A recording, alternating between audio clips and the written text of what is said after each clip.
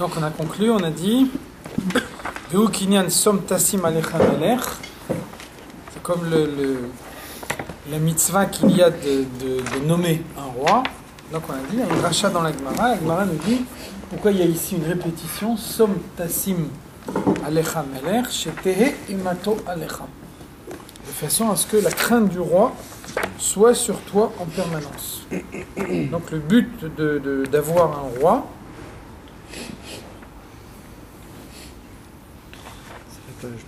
il y a toute une discussion dans la Gemara. Est-ce qu'ils ont bien fait de demander un roi? Est-ce qu'ils n'ont pas bien fait de demander un roi? Est-ce que le fait de demander un roi, ce n'est pas un moyen de dire que Chol Hagoyim Bet Israël, les Juifs, ils ont les mêmes règles que les autres peuples. Donc dans les autres peuples, il y a un roi, et donc il y a un roi aussi dans le peuple juif. Donc finalement, la Torah, elle dit Som Tassim Alecha Melech.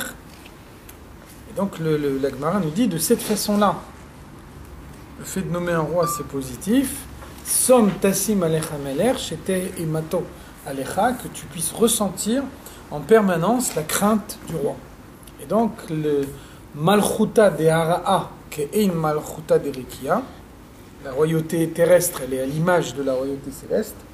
Donc le fait de réfléchir au fait qu'il y a un roi et qu'il faut craindre le roi, ça permet également de craindre Dieu. Donc tout ça, c'est les thèmes de réflexion que le Tanya suggère, qui sont des préparations à l'accomplissement de la mitzvah. Pour qu'on puisse accomplir la mitzvah, on a besoin d'une réflexion préalable, et donc l'accomplissement de la mitzvah, il est d'autant plus profond dans la personnalité qu'on a toute cette préparation. Ve'azai, si on se prépare à accomplir la mitzvah de cette façon-là, afim bechol zot lo tipol alav ema vavachad b'idgalut libo. Même si concrètement, on n'arrive pas à révéler la crainte de Dieu d'une façon évidente dans son cœur. On réfléchit, on médite, la méditation, elle n'aboutit pas toujours. On n'arrive pas toujours à une conclusion. On a vu déjà avant dans Tanya, Timtum Alev. Timtum Alev, ça veut dire Naase Alev ke Even.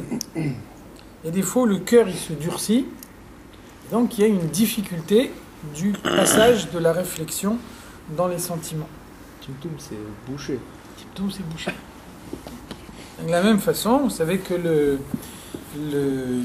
entre le corps et la tête, il y a le cou. Donc le cou, il est rétréci par rapport à la tête et au corps à la fois. Donc le cou, la nuque, c'est Ha-Oref. Ha-Oref, c'est les mêmes lettres que Paro. Donc le cou, il a au sein de la personnalité le même rôle que Paro. Paro, c'est celui qui dit, on l'a vu dans la paracha de ce Shabbat, Et avaye lo yadati. Moi, je ne connais pas Dieu. Donc la partie de la personnalité qui bloque à la connaissance de Dieu, c'est le cou qui se trouve entre la tête et le corps, dont la partie la plus importante est le cœur. Donc le blocage, il fait que on a compris intellectuellement, mais cette compréhension intellectuelle, elle ne modifie rien dans les sentiments. Il y a un blocage qui fait que ça ne passe pas. Donc ça veut dire que le moyen qu'on a, c'est de méditer, c'est de réfléchir. La réflexion, elle n'est pas toujours fructueuse. On peut imaginer d'avoir réfléchi comme il faut réfléchir et que malgré tout, on n'obtient pas un résultat. Donc dans ce cas-là, le Tanya nous dit, même si on n'arrive pas à ressentir la crainte de Dieu d'une manière vraiment évidente dans son cœur,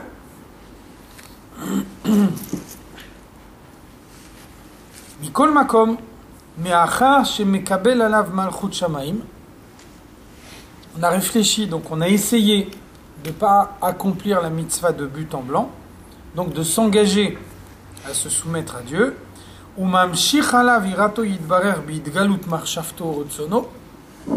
si on n'est pas arrivé à dévoiler Dieu dans son cœur on l'a au moins dévoilé dans sa pensée, dans sa volonté, chez le moucho au niveau intellectuel. Vekabalazu hiyamitit. La réflexion qu'on a eue, c'est une réflexion véritable. La preuve, c'est que bien souvent, on souffre de voir que la compréhension intellectuelle, elle n'est pas suivie par un sentiment. Donc ça veut dire la partie qui dépend de l'homme, c'est-à-dire réfléchir, se concentrer sur une certaine idée, cet homme-là, il a fait ce qu'il fallait. Après, il se trouve qu'il est dans un moment où il a des difficultés particulières. Donc, cette réflexion intellectuelle, elle n'a pas eu sur le fonctionnement de sa personnalité l'effet qu'elle a dû avoir. Néanmoins, il y a bien eu une réflexion. On ne s'est pas engagé dans la mitzvah de but en blanc. A fortiori, on n'a pas essayé de la faire machinalement. On a pris un temps de réflexion avant de faire la mitzvah pour réfléchir à la nécessité de craindre Dieu et d'aimer Dieu avant de faire une mitzvah. Donc c'est ce que le Tanya nous dit ici. Ça a l'air a priori en contradiction avec ce que le Tanya nous disait avant. Le Tanya nous disait avant, l'amour et la crainte de Dieu, c'est comme les deux ailes d'un oiseau. Un oiseau auquel on retire ses ailes, il ne peut pas s'envoler. De la même façon, une mitzvah qui est accomplie sans amour et sans crainte de Dieu, elle reste dans le monde. Elle ne s'envole pas, elle ne remonte pas là-haut. Donc là, on atténue un peu ce qu'on a dit avant. On dit, c'est vrai que la meilleure manière de pouvoir faire monter une mitzvah vers Dieu, c'est l'amour et la crainte de Dieu. Maintenant, même si on n'y arrive pas, on essaie de réfléchir, on essaie de méditer, on voit que la réflexion, elle n'aboutit pas.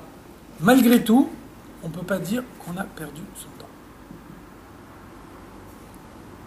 Donc on a vu déjà la dernière fois qu'il faut distinguer les midotes intellectuelles des midotes qu'on ressent concrètement dans son cœur. Ça veut dire que pour pouvoir ressentir l'amour, ressentir la crainte, j'ai d'abord besoin de ressentir ces sentiments dans mon intellect.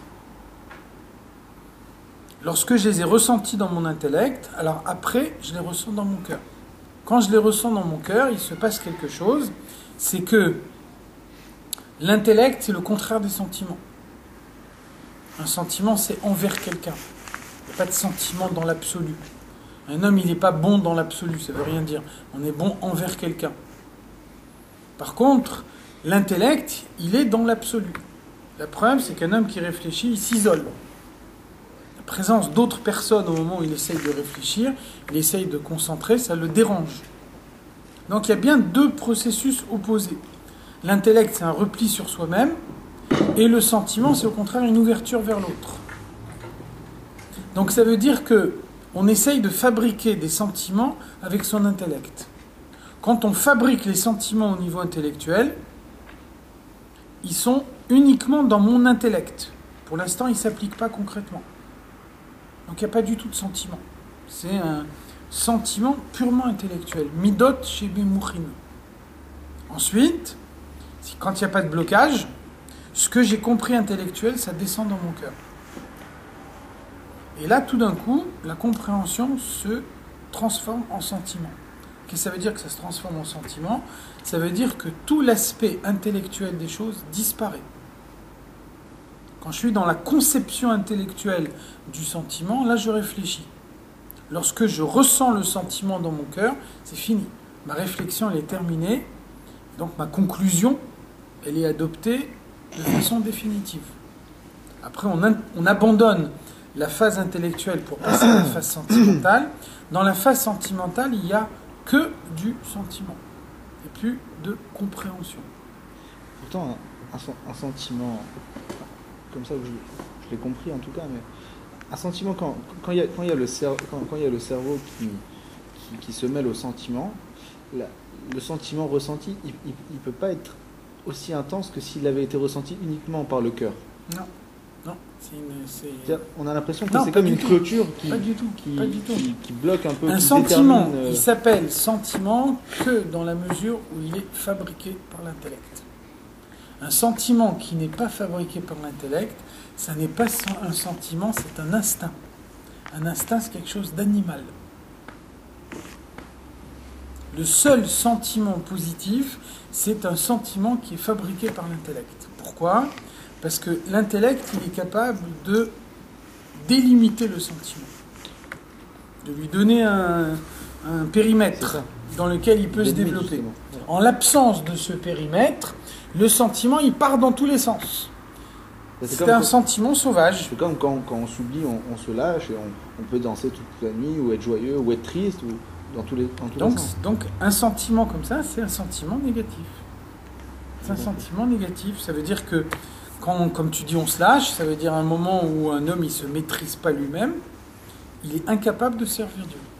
Et pourtant, l'intensité de ce sentiment quand on s'est lâché, il est beaucoup plus fort. Faux. Au contraire, au contraire, le sentiment il est d'autant plus fort que la compréhension est forte. Non seulement le sentiment il est d'autant plus fort que la compréhension est forte, mais l'intensité du sentiment, c'est la preuve de l'intensité de la compréhension. Plus une compréhension elle est intense, plus elle fabrique un sentiment intense. Et plus une compréhension elle est superficielle, plus elle fabrique un sentiment superficiel, voire pas de sentiment du tout. Seulement, le sentiment qui est fabriqué par l'intellect, c'est un sentiment qui est ciblé. L'intellect, il trace un périmètre, et c'est là que le sentiment il est négatif. Il est positif, parce que c'est là qu'on est sûr de ne pas arriver à des débordements. Sinon, s'il n'y a pas de garde-fou, le sentiment, il peut partir dans tous les sens. Et même aboutir à quelque chose de négatif, même si à l'origine, il était positif. Qu'est-ce qui fait que le Timtum Alev, qu'est-ce qui fait que le cœur soit bouché, qu'il n'y a rien qui passe? C'est un état d'esprit. On n'est pas de... C'est écrit Lokolaitim Shavot. Un homme, il n'a pas un avancement linéaire. Il y a des fois où on est de bonne humeur, des fois on est de mauvaise humeur, des fois on supporte mieux un moment difficile, des fois on le supporte moins bien. Un homme, il est humain. Il n'est pas... Vous parlez de quelque chose au niveau du sentiment, mais le Timtum Alev, c'est peut-être aussi un corps bouché par rapport à des midotes, il n'y a rien qui passe. Timtum Alev, c'est un état d'esprit. Timtum Alev, ça veut dire on voit bien dans la pratique, je veux dire, il y a des fois quelque chose qui me fait vibrer, et puis à un autre moment, la même chose qui m'a fait vibrer il y a 2 jours, elle me laisse complètement indifférent. Comme ça, on n'est pas monolithique. Non, dans la Torah, on dit je vais retirer votre cœur de pierre et vous mettre un cœur de sang. Un cœur de chair et de sang. C'est pas la même chose. C'est pas la même chose. Quand on dit. C'est un état, on est dans un état de.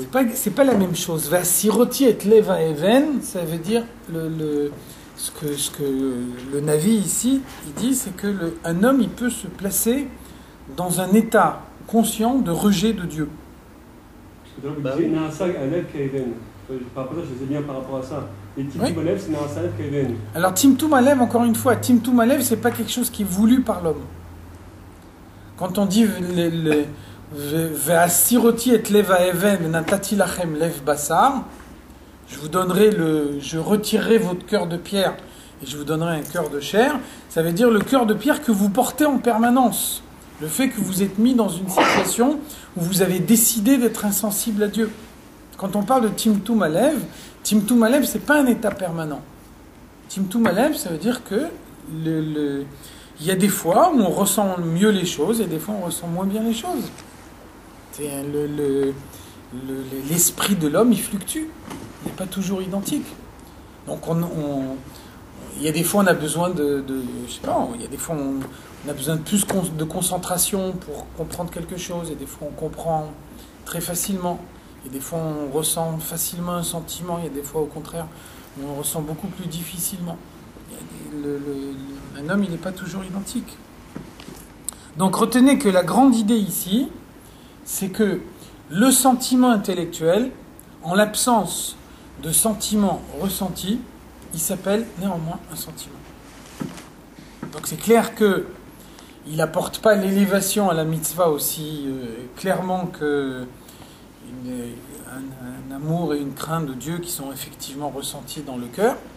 Néanmoins, le sentiment intellectuel, c'est mieux que l'absence totale de sentiment. C'est la raison pour laquelle on nous dit que quelqu'un qui se prépare de cette façon-là à accomplir la mitzvah, Quelqu'un qui a cette réflexion préalable, en tout état de cause, il n'a jamais perdu son temps. Même si il est dans une situation de Timtum Alev, et même si avec tous ses efforts, il n'arrivera pas à donner naissance au sentiment, malgré tout, la phase de préparation intellectuelle qu'il va avoir lui permet de faire la mitzvah beaucoup plus profondément que si il la faisait machinalement, s'il n'avait pas du tout de réflexion préalable. Donc l'effet dans la personnalité, la transformation que ça peut faire dans sa personnalité, on peut la trouver également dans ce cas-là. Donc finalement, ça ne contredit pas, ça apporte une nuance, ça veut dire une nuance sur ce qu'a dit d'avant, c'est pas seulement des... C'est pas une nuance, c'est une notion supplémentaire. Ça veut dire on a distingué déjà avant les sentiments intellectuels des sentiments ressentis dans le cœur. Donc on a dit, sur ça on ne revient pas, que ce qui peut effectivement apporter l'élévation à la mitzvah, c'est les sentiments qui sont effectivement ressentis dans le cœur. Néanmoins, on ajoute ici une nuance supplémentaire qui ne contredit pas ce qu'on a dit avant, qui complète. C'est qu'il y a aussi des sentiments intellectuels, et donc le sentiment intellectuel, c'est aussi, d'une certaine façon, en l'absence de mieux, un moyen de faire que la mitzvah soit plus consciente. Des kabbalazou yamitit blishum safek. Cette réflexion qu'on a eue, c'est une réflexion véritable. On pense à la grandeur de Dieu, on est convaincu de la grandeur de Dieu, même si la réflexion n'aboutit pas, on n'arrive pas à ressentir un sentiment, ou le sentiment il n'est pas aussi fort, aussi intense que ce qu'on aurait voulu, mais en tout état de cause, la réflexion elle a été là. Et donc grâce à cette réflexion, la préparation de la mitzvah elle est possible. Sha'arehi tevan fashot kol Israël, c'est la nature d'un juif, shelo limrod bemelech hakadosh yitbarer, de ne pas se révolter contre Dieu. Donc comme un juif, il a par nature le fait de ne pas se révolter contre Dieu, malgré tout, même si on voit que concrètement, quand il réfléchit à la nécessité de se soumettre à Dieu, on ne voit pas que ça met en éveil un sentiment profond en lui, malgré tout, cette réflexion par elle-même, dès l'instant où elle ne contredit pas sa nature, il fait que utiliser les sentiments naturels qu'il a dans sa personnalité, on n'a pas de raison de les remettre en cause. Donc la mitzvah qui est acceptée de cette façon-là, c'est une mitzvah qui est acceptée sincèrement. Aréa Torah chez l'Omed, donc quelqu'un qui étudie la Torah à l'issue de cette réflexion-là, ou un mitzvah chez Osé, ou alors la mitzvah qu'il accomplit, Mahmat Kabbalazou, grâce à cet engagement, ça veut dire je réfléchis et je me dis que de cette façon-là, je vais accomplir la volonté de Dieu, donc ça ne donne pas naissance en moi un sentiment profond, j'aurais voulu ressentir un sentiment profond, j'y arrive pas, néanmoins, mon engagement intellectuel, c'est un engagement véritable.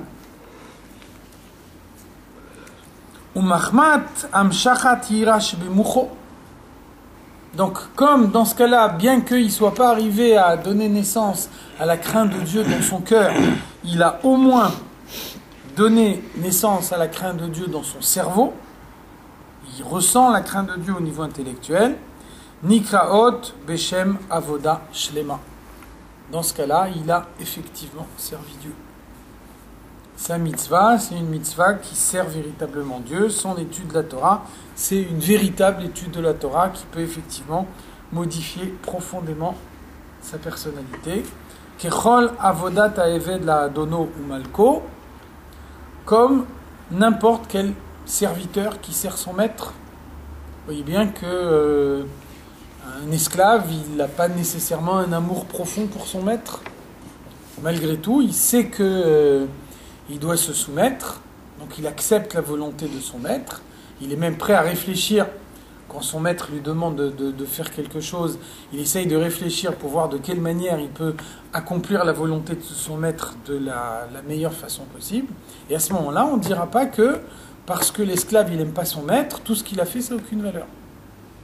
Même si concrètement il n'aime pas son maître, même si concrètement il rêve du jour où il sera affranchi, il sera libéré, malgré tout, il s'efforce de faire la volonté de son maître de son mieux.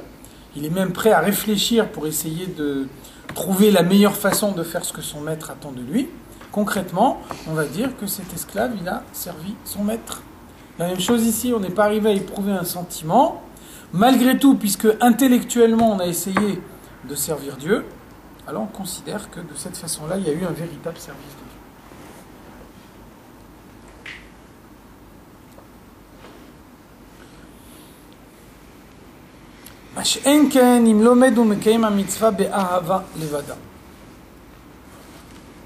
Donc on a vu avant que on a besoin des deux sentiments à la fois, de la crainte et de l'amour.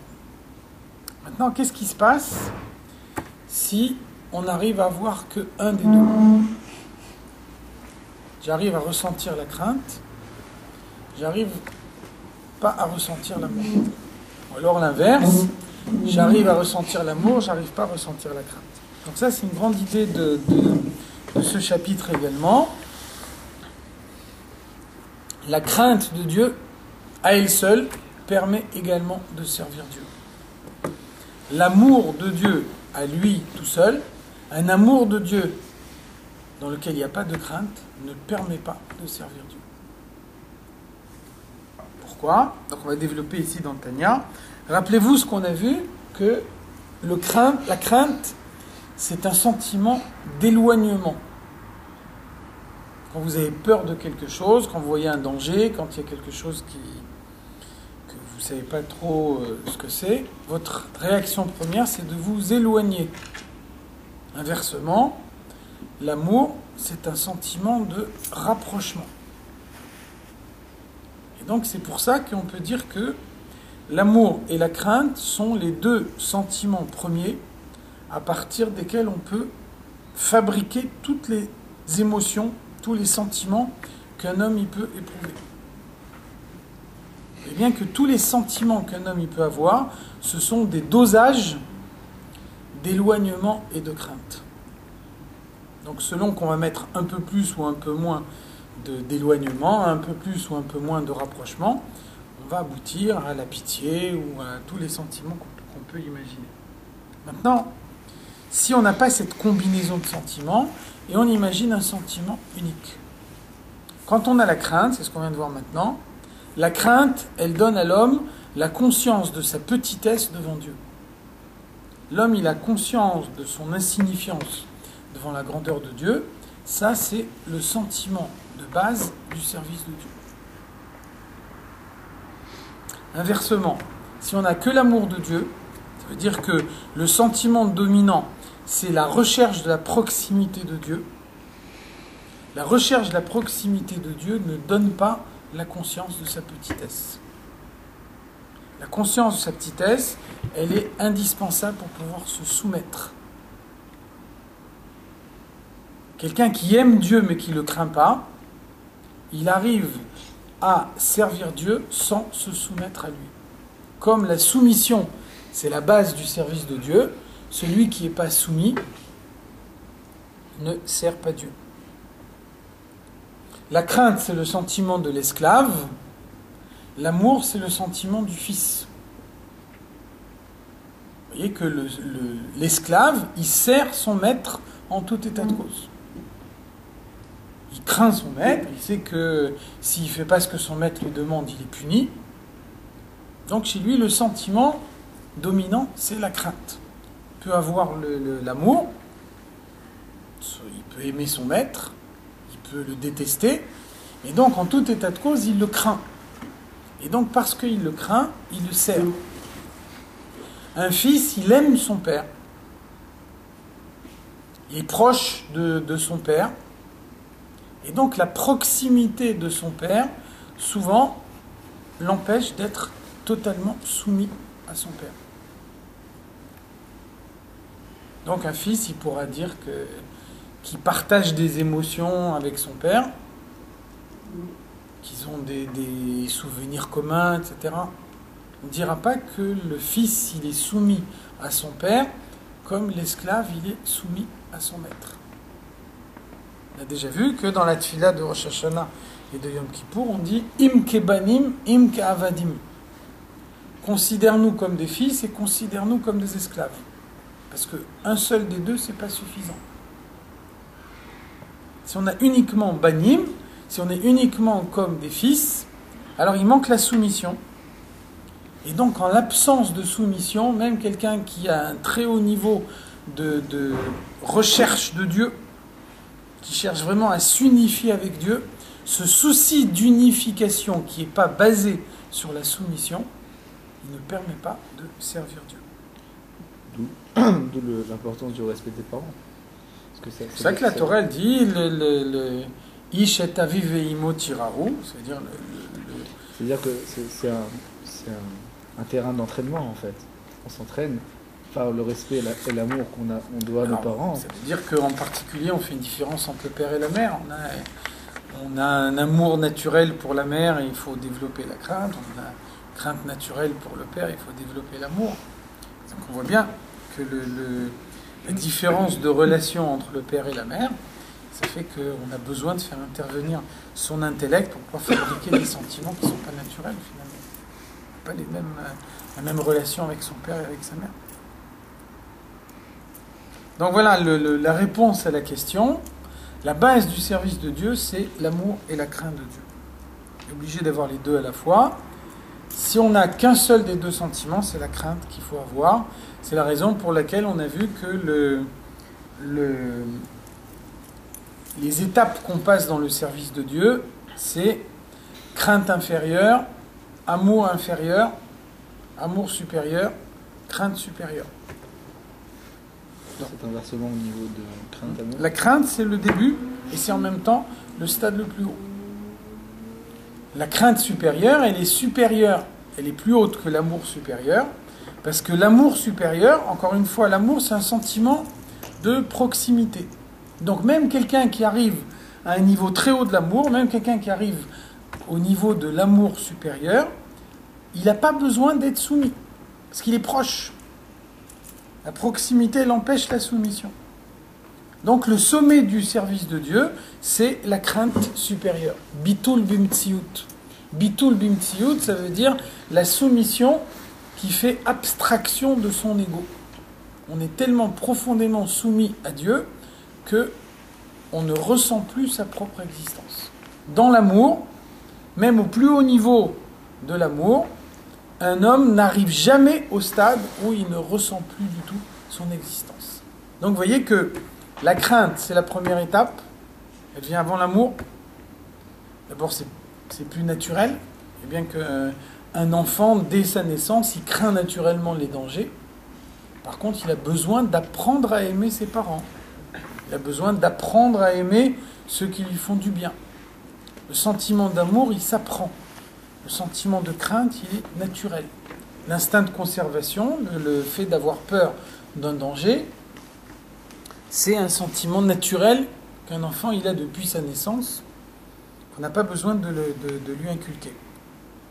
Donc le début, c'est la crainte, et le sommet, c'est la crainte également. Les étapes intermédiaires, c'est l'amour. L'amour, il est indispensable. Par contre, l'amour tout seul ne s'appelle pas une forme du service de Dieu. Im lomed umekem mitzvah be'ahava levada. Si quelqu'un étudie la Torah uniquement par amour de Dieu, sans avoir la crainte. Si quelqu'un accomplit la mitzvah par amour de Dieu. Qu'est-ce que ça veut dire l'amour de Dieu? Kede le dov kabo, pour pouvoir s'attacher à lui. On a dit l'amour, c'est un sentiment d'attachement, de recherche de proximité.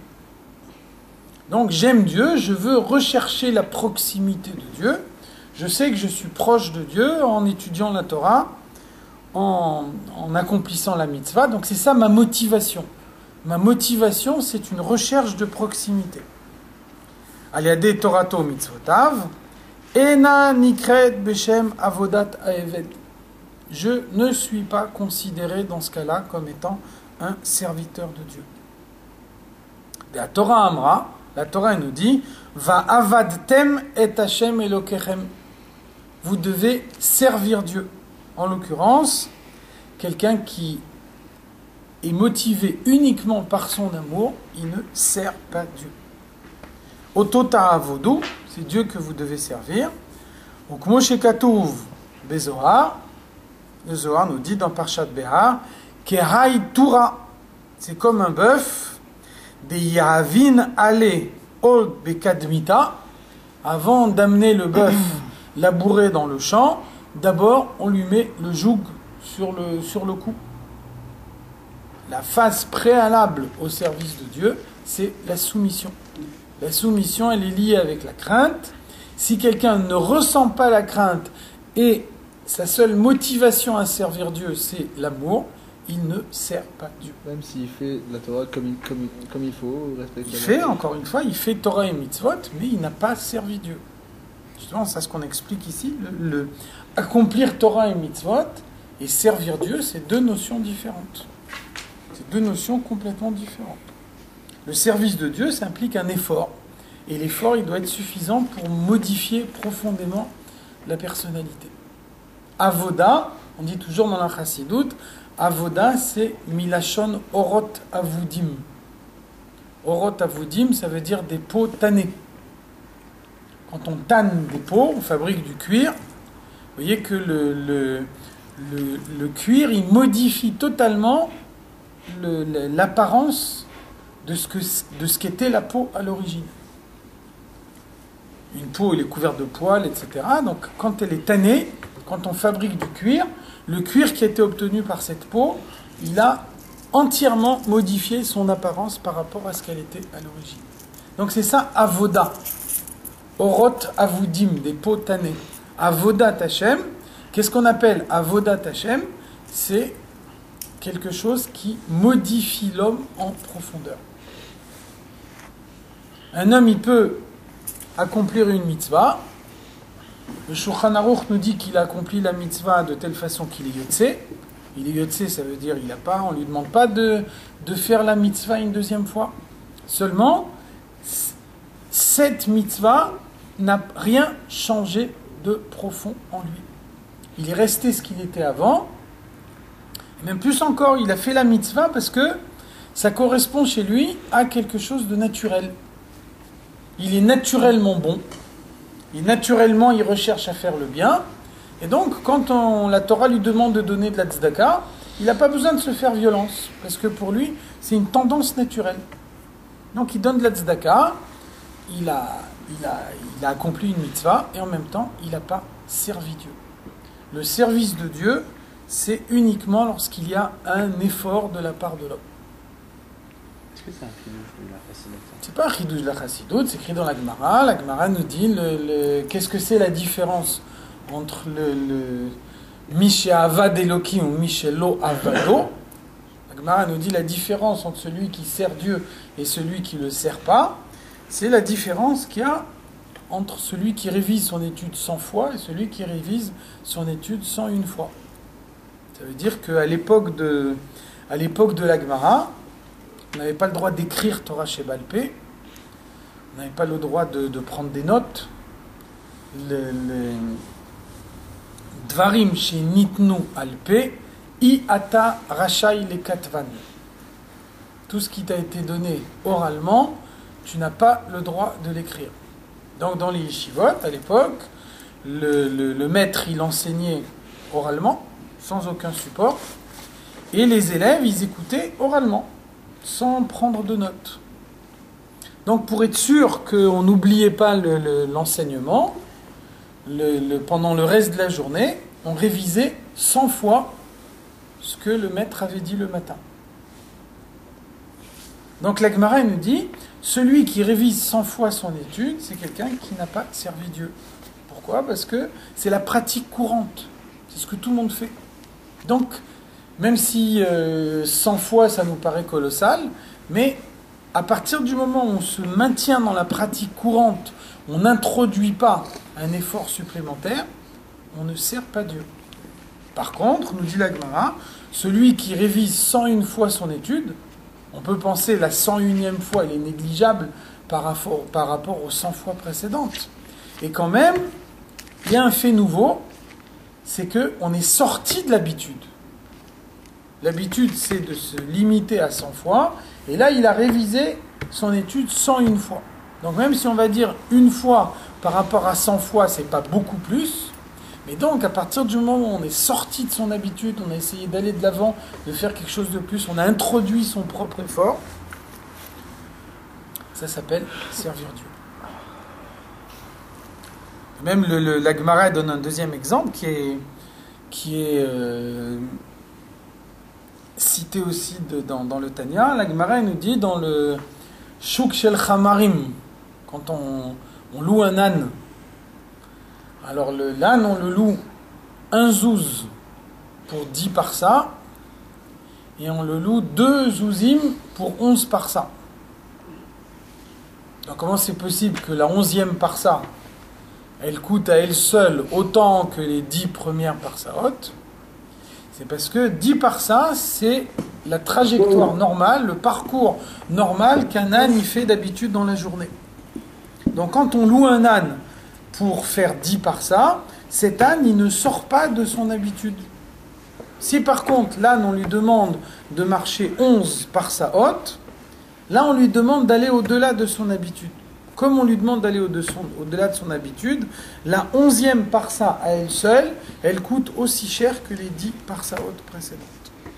Donc la même chose ici. Un homme qui aime Dieu, il n'a pas besoin de faire abstraction de lui-même. Il ne cherche pas à se soumettre à Dieu. De la même façon qu'un fils qui aime son père, si son père lui dit « va me faire telle course », il n'a pas besoin de ressentir en lui un sentiment de soumission. Il a un amour naturel pour son père qui fait que quand son père lui dit « rends-moi service, fais-moi telle chose », il va le faire naturellement, sans avoir besoin de soumettre sa propre personnalité. Donc vous voyez que le sentiment de proximité retire le sentiment de soumission. La proximité et la soumission se contredisent. On ne peut pas avoir les deux en même temps. Donc quelqu'un qui dit, moi j'aime Dieu, je recherche la proximité de Dieu. Je sais qu'au moment où j'étudie la Torah, je suis proche de Dieu. Je sais qu'au moment où j'accomplis la mitzvah, je suis proche de Dieu. Donc je veux multiplier les moments où je suis proche de Dieu. C'est comme un fils qui dirait, je veux multiplier les moments pendant lesquels je suis proche de mon père. Vous voyez qu'on peut très bien faire tout ça sans faire intervenir la soumission. Dès l'instant où il n'y a pas de soumission, il n'y a pas de service de Dieu. Pourquoi ? Parce que celui qui est soumis se dépasse. Celui qui est soumis, sa soumission le conduit à faire des choses que naturellement il n'aurait pas fait. Inversement, celui qui aime, il n'a pas besoin de se dépasser, puisqu'il suit sa nature. Il fait ce qu'il a envie de faire naturellement.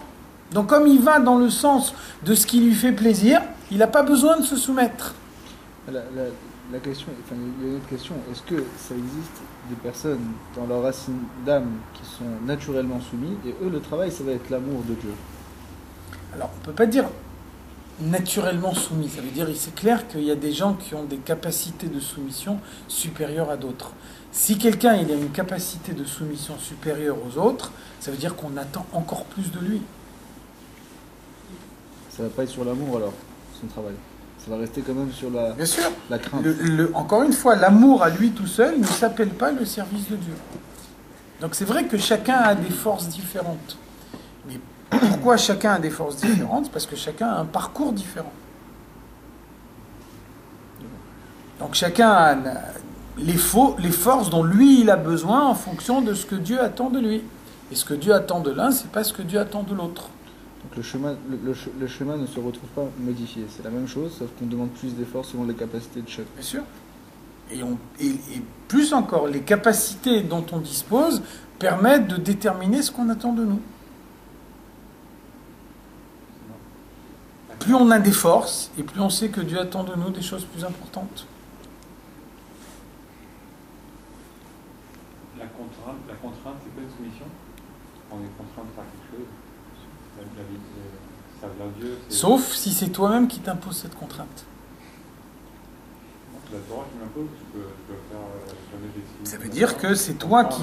Toi, tu décides en conscience de te soumettre à la Torah. C'est ta décision à toi. Et donc, ta décision à toi, elle te permet de faire des choses que naturellement tu n'aurais pas fait. Donc, servir Dieu avec faire les autres, ça implique des contraintes, ça implique la soumission. Ça implique bien sûr des contraintes, mais ça veut dire que ce sont des contraintes librement choisies. Ça veut dire que c'est moi qui fais le choix de me soumettre. Et c'est parce que c'est moi qui fais le choix de me soumettre que ma soumission, elle peut me conduire très haut. Comme le Rabbi explique que on dit dans la Mishnah, on dit Eizeu Gibor Akovesh et Yitzro. Gibor, le héros, c'est quelqu'un qui arrive à maîtriser son Yetzer Hara. Donc on aurait pu penser, un héros c'est quelque chose d'un peu plus que ça quand même. Un héros c'est quelqu'un qui gagne une guerre, c'est quelqu'un qui sauve le pays. Donc comment on peut appeler Gibor quelqu'un qui maîtrise son Yetzer Hara? Ça veut dire ce qu'on attend de chacun. Donc le Rabbi nous dit, qu'est-ce que c'est un héros de la guerre? Qu'est-ce que c'est un stratège militaire? Un stratège militaire, c'est quelqu'un qui sait bien déterminer les points faibles de l'ennemi. On attaque toujours un ennemi sur ses points faibles. On n'attaque jamais sur ses points forts, c'est évident.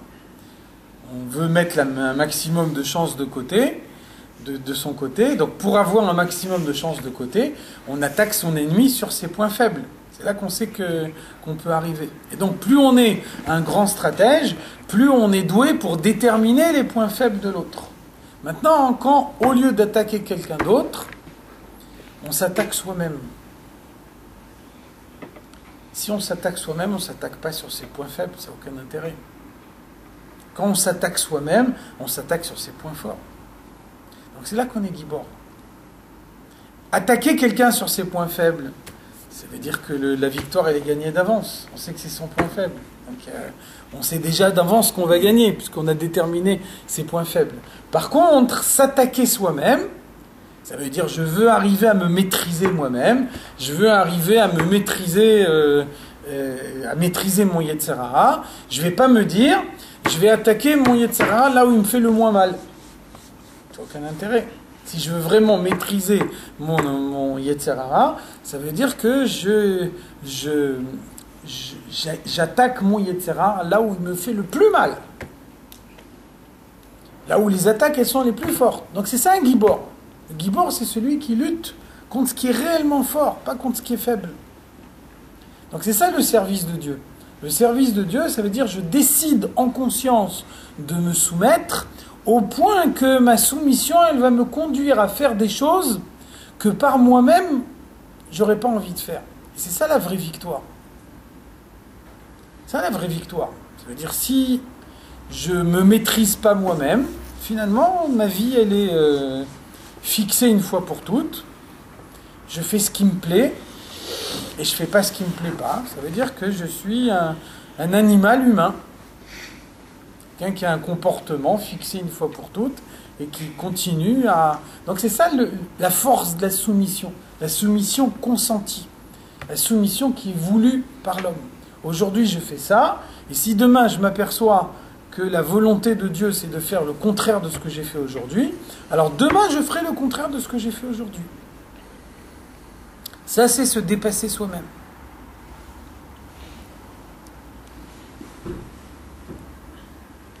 Donc vous voyez que la base du service de Dieu, c'est la soumission, et c'est la raison pour laquelle l'amour à lui tout seul ne peut pas s'appeler une forme du service de Dieu, parce qu'il ne donne pas cette soumission. Donc on reprend la citation du Zohar, Kehai Toura, comme ce bœuf, Deyavin Hale Ol Bekadmita, que d'abord dans un premier temps, on lui fait porter le joug, avant de de le conduire au champ pour le faire labourer le champ, dans un premier temps, on lui met le joug.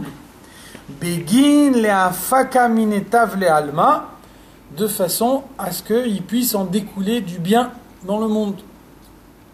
Tant que le bœuf il porte pas le joug, il peut rien faire. Par contre, à partir du moment où il a le joug, il porte la charrue, alors c'est là qu'on va le conduire dans le champ, et c'est là qu'il va labourer le champ, et c'est là qu'on va faire pousser des choses dans le champ que les gens pourront manger par la suite. Donc la possibilité de cultiver le champ, elle est donnée uniquement par le fait qu'avant même d'arriver au champ, je fais porter le joug au bœuf. Achinami, de la même façon, Itztarich le barnash, un homme il a besoin, les kabbalah ale ol malchut shamayim bekadmita, dans un premier temps de se soumettre à Dieu, ve'i hay lo ishtakar gabe, si cette soumission de Dieu il ne l'a pas, par exemple dans le cas qu'on a vu avant, quelqu'un sert Dieu uniquement par amour, et donc l'amour ne nécessite pas cette soumission, à ce moment-là, lo shariabe kdusha. La kdusha ne se révèle pas à lui. La kdusha ne se révèle pas à lui parce que même s'il accomplit des mitzvot, même s'il accomplit les mitzvot ou dans la situation la plus élevée qu'on peut imaginer, il ne fait que suivre sa nature. Il ne fait que faire ce qui lui fait plaisir. D'un côté, il peut remercier Dieu que lui, ça lui fait plaisir de faire des mitzvot, alors que d'autres personnes, ils ont d'autres plaisirs qu'ils trouvent dans d'autres domaines. Mais n'empêche que, même si il a une personnalité suffisamment raffinée pour trouver son plaisir dans les mitzvot, il fait ses mitzvot sans servir Dieu. Mais Kedusha sans le hé. C'est fait exprès qu'il y a une apostrophe et il n'y a pas Kedusha à garder. Non, c'est pas un hé, c'est un aleph. En araméen, c'est aleph. Kedusha en araméen, c'est avec aleph. D'où c'est écrit comme ça dans le Zohar. Donc, qu'est-ce que c'est la Kedusha, justement? Qu'est-ce que ça veut dire la Kedusha? Kedusha, vous voyez que quand on se marie, on dit Are at mekudeshet li. La Gemara nous dit que ça veut dire Are at mekudeshet li, Are at asura lechol adam. Tu es réservé à moi et tu es interdite à tous les autres hommes. Donc, Kedusha, c'est une notion de séparation. Hekdesh. Hekdesh, ça veut dire je réserve un objet à l'utilisation du Beth Amikdash.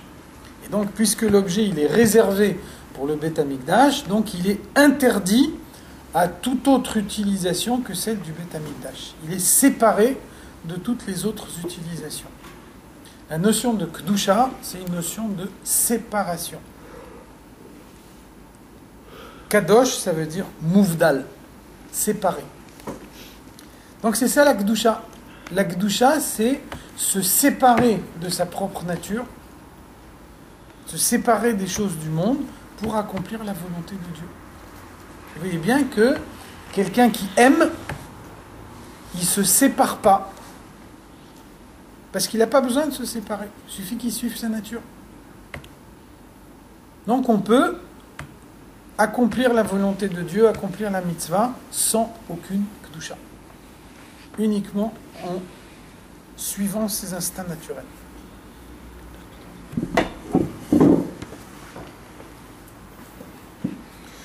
Ou Beraya Mehem Nasham, de même le Raya Mehemna, c'est une partie du Zohar également. Chez Kol Adam Tzarich Liot, Beshte Prinot ou Madrigot, un homme a besoin de cumuler en lui les deux niveaux. Hen Prinat Eved, il doit être un esclave, c'est-à-dire quelqu'un dont le sentiment dominant c'est la crainte. Ou Prinat Ben, et il doit être également un fils, c'est-à-dire quelqu'un dont le sentiment dominant c'est l'amour. Et on a besoin d'avoir les deux choses à la fois. C'est notamment la différence entre les anges et les hommes. un ange, il sert Dieu toujours de la même façon. Comme il sert Dieu toujours de la même façon, ça veut dire que finalement, il ne sert pas Dieu. Il y a des anges du bien qui font que du bien. Il y a des anges du mal qui font que du mal. Il y a des anges de chesed qui vont avoir que chesed. Il y a des anges de gvoura qui vont avoir que gvoura. Et donc, les anges ne servent pas Dieu. Le verset nous dit « Venatati lecha mehalchim ben haomdim aele » Je ferai que vous avanciez parmi ces gens-là qui stagnent. Les anges, ils stagnent, même si spirituellement ils arrivent à s'élever beaucoup plus haut que les hommes, ils continuent à stagner. Parce qu'il n'y a jamais aucun effort de leur part. Tout ce qu'ils font, ils le font parce qu'ils sont programmés une fois pour toutes pour faire cette chose-là. Et donc l'ange de Chesed, il fera toute sa vie que Chesed. L'ange de Gvoura, il fera toute sa vie que Gvoura. Ça veut dire qu'un ange n'est pas capable de prendre une décision. Quand Dieu veut annoncer 3 nouvelles à Abraham,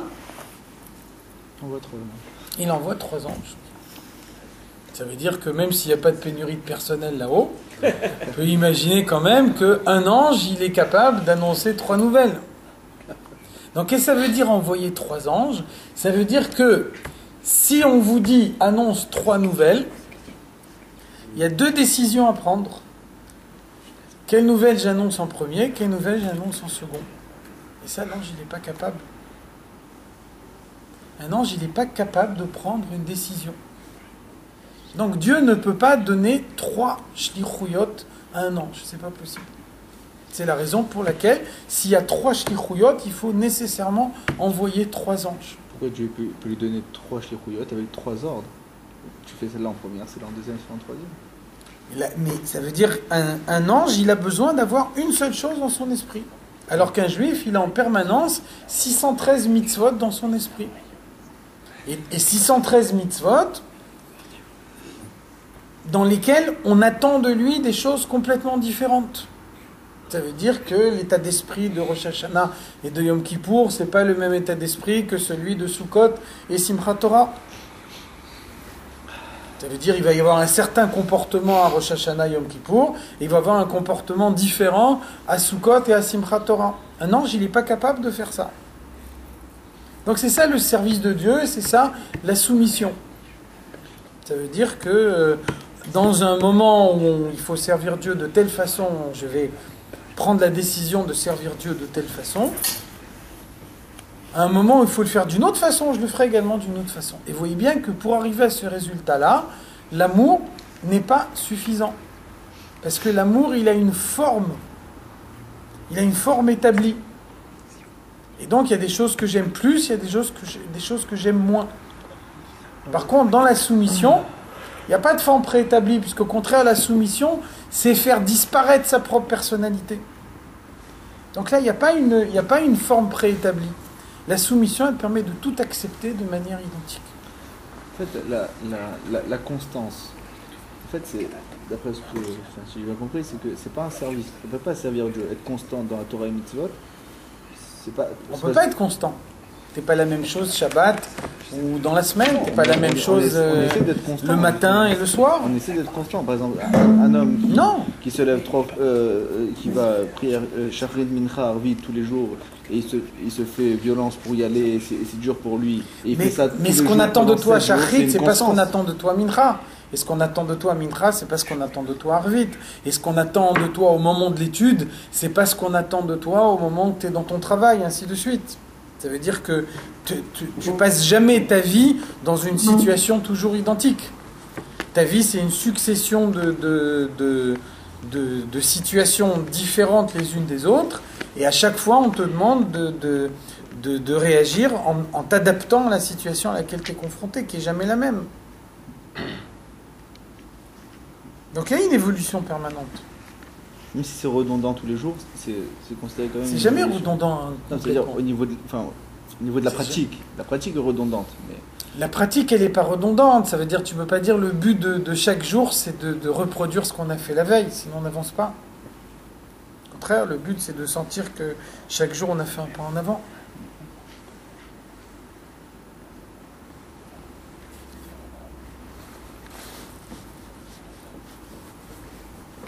Des Av Shiesh Ben Shu Gamken Eved, on peut imaginer un fils qui soit également un serviteur.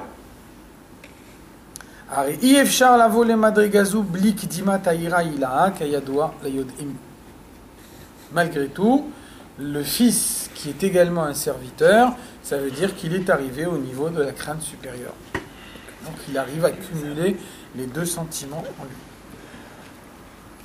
Donc rappelez-vous, c'est une idée très importante. La crainte à elle seule permet de servir Dieu de façon imparfaite parce qu'on a besoin aussi de l'amour. Et si on n'y arrive pas, on n'a que la crainte. La crainte à elle seule permet de servir Dieu. L'amour à lui seul ne permet pas de servir Dieu. Ça permet d'accomplir les mitzvot, ça permet de faire ce que Dieu attend de nous, d'avoir un comportement juif, mais ça ne permet pas de servir Dieu.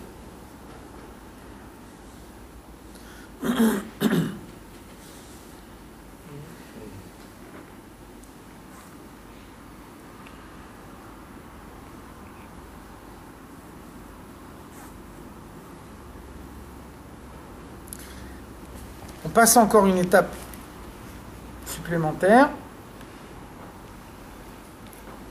Donc on a vu quelqu'un qui ressent des sentiments dans son cœur.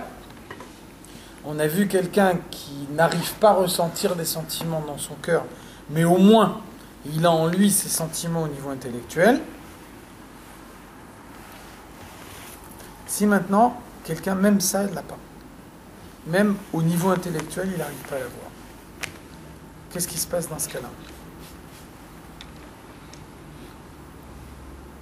Veine, af mishegam bemucho b'marshavto eno margish shum yira ou bosha.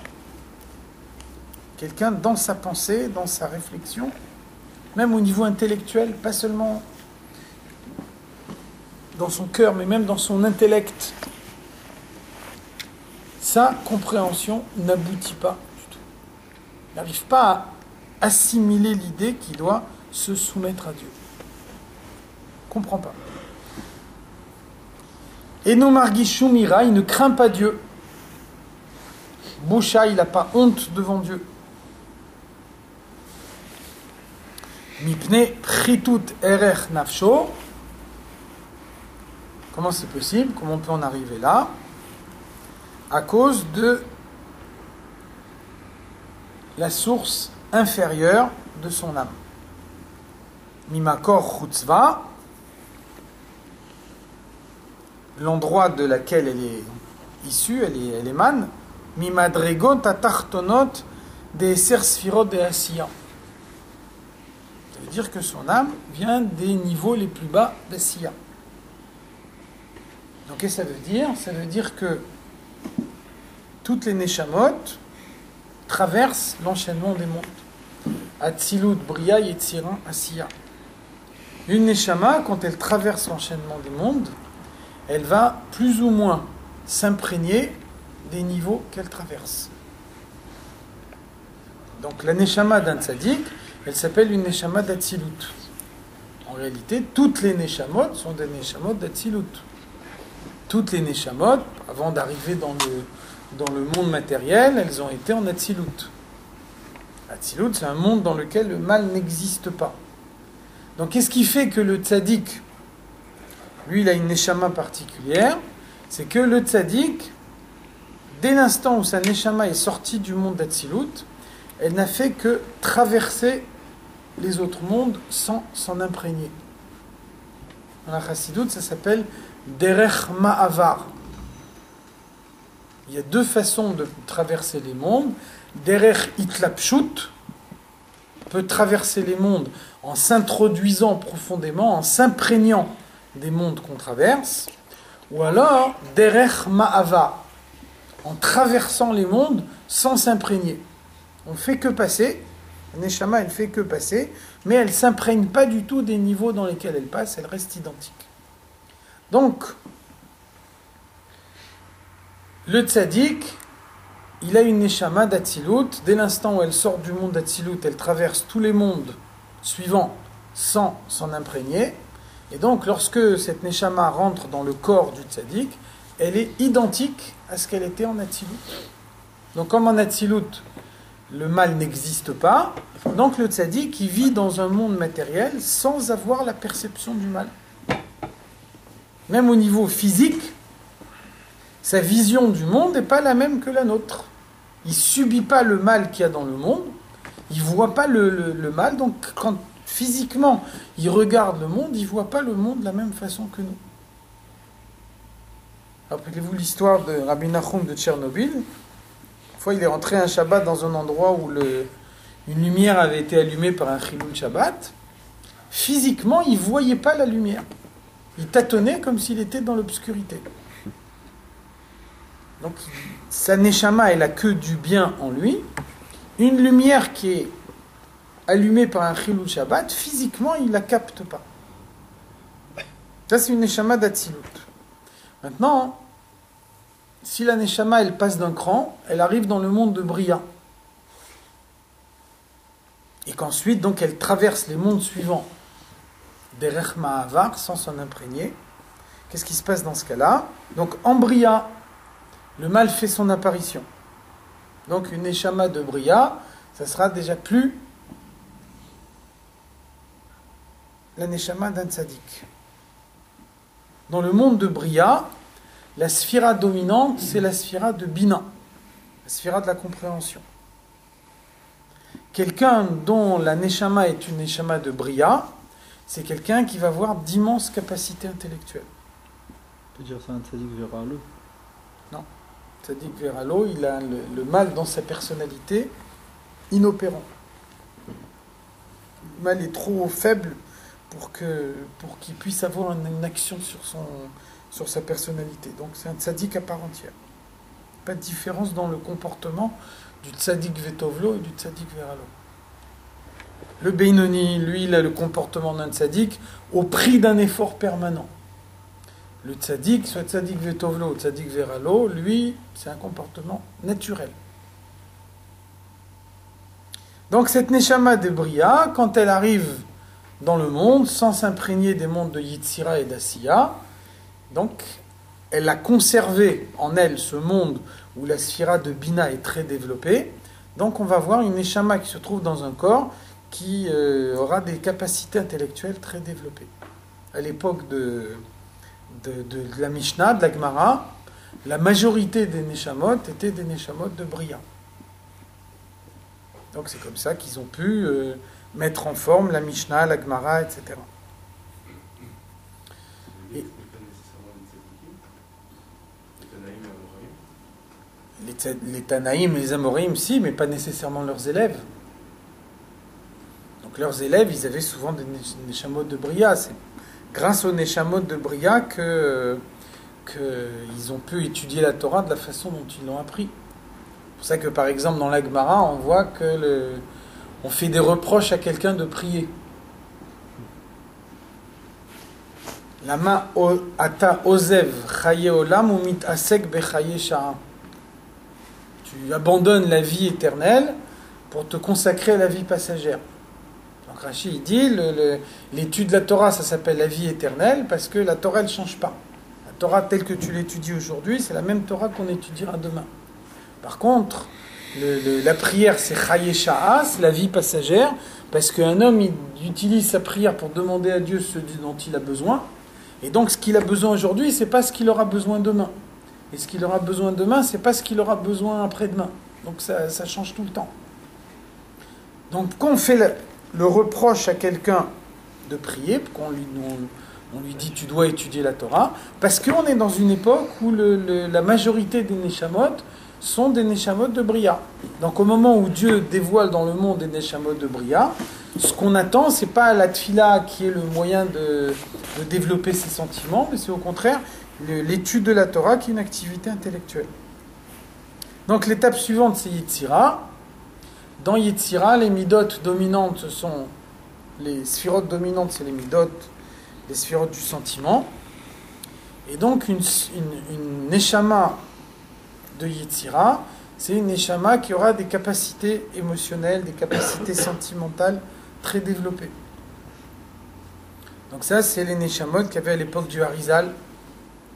Et c'est pour ça que la tfila qui était presque abandonnée, entre guillemets, à l'époque de la Mishnah et de la Gemara, tout d'un coup, à l'époque du Harizal, elle devient la base du service de Dieu.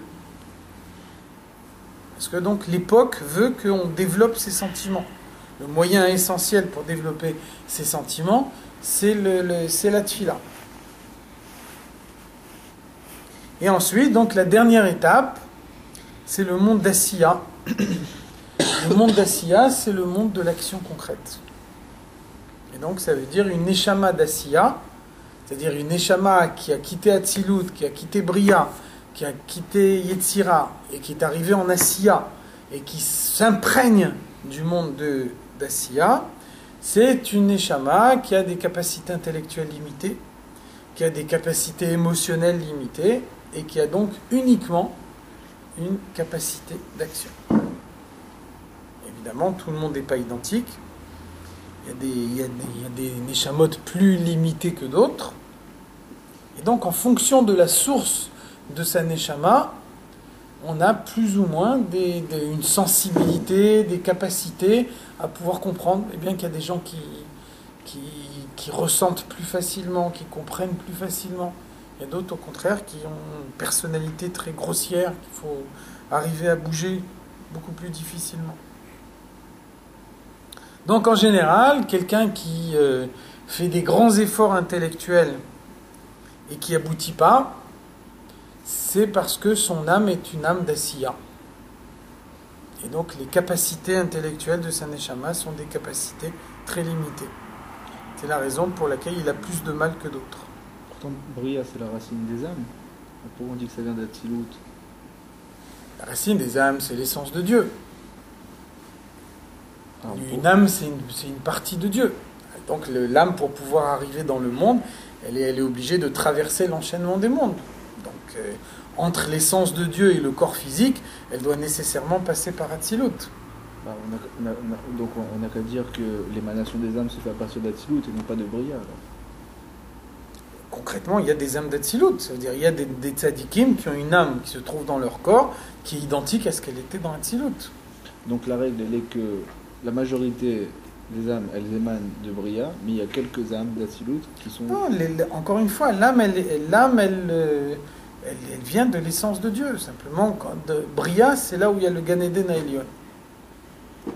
Le Gan Eden à Tarton, il se trouve dans Asiya. Le Gan Eden à Elyon, il se trouve dans Bria. Donc ça veut dire une Neshama qui a quitté le corps, le stade le plus haut elle peut s'élever, les niveaux les plus hauts du Gan Eden à Elyon, c'est dans le monde de Bria. Ça veut dire simplement qu'elle est mise en stand-by dans cet endroit-là jusqu'à la venue du Mashiach. Mais en fait, ça ne veut pas dire qu'elle est liée au monde de Bria. La Neshama, elle reste une partie de Dieu. Une partie de Dieu, c'est une partie de l'essence de Dieu. La Neshama, elle existait avant même l'existence des mondes. Donc elle ne peut pas être limitée au monde puisqu'elle existait avant ces mondes. Si je passe en Yetzira, c'est entre le Gan Eden et le Gan Eden Tarton. C'est quoi la différence? Enfin, avec Yetzira, au milieu. Ça veut dire quand on dit Gan Eden à Elyon et Gan Eden à Tarton, c'est deux étapes globales. Et en fait, il y a une infinité de Gan Eden. Donc entre les deux Gan Eden, il y a un Hamoud. Et le Hamoud qui rejoint les deux Gan Eden, il passe par Yetzira, nécessairement. En général, quand on dit Gan Eden à Tarton, c'est dans Asiya Rouchanit. Quand on dit le Gan Eden à Elyon, c'est dans Bria. Le plus haut niveau qu'on peut atteindre, c'est le sommet du Gan Eden à Elyon. Excusez-moi. On voit quand même que c'est chronologique. Ça veut dire, nous, par exemple, à l'heure actuelle, on n'a que des neshamot d'Asiya. Dans notre génération, il n'y a en général que des neshamot d'Asiya. C'est pour ça que l'action concrète, elle est plus importante à notre époque qu'à d'autres époques. Quand Dieu il donne des capacités intellectuelles, ça veut dire que Dieu il attend une activité intellectuelle. Quand Dieu il donne des capacités sentimentales, ça veut dire qu'il attend une activité sentimentale. S'il donne ni l'un ni l'autre, ça veut dire qu'il n'attend pas ça de nous. Le tzaddik, il agit en fonction de l'époque. Le tzaddik, il n'a pas une mission que envers lui-même. Le tzaddik, il a une mission envers sa génération.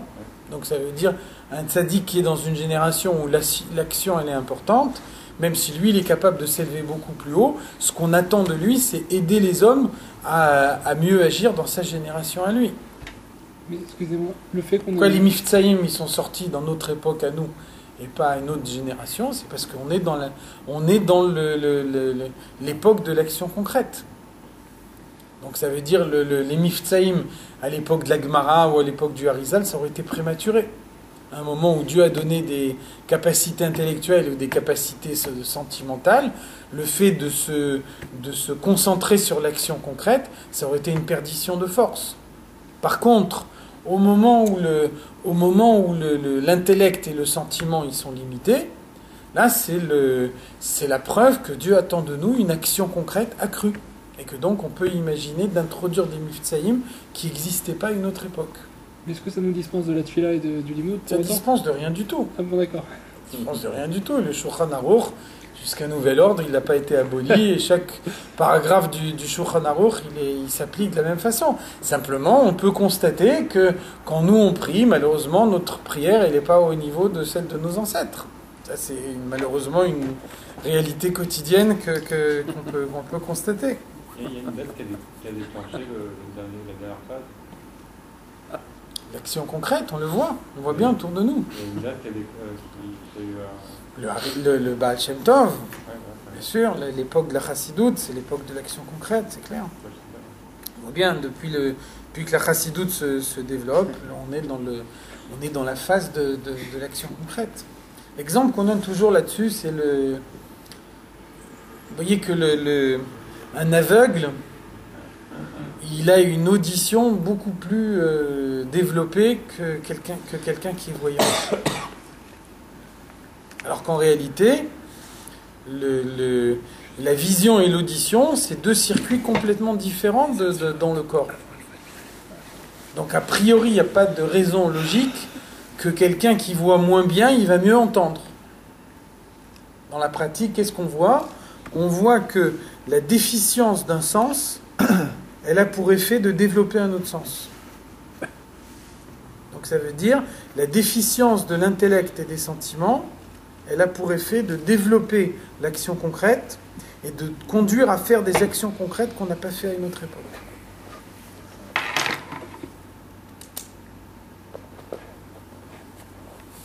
On va s'arrêter là.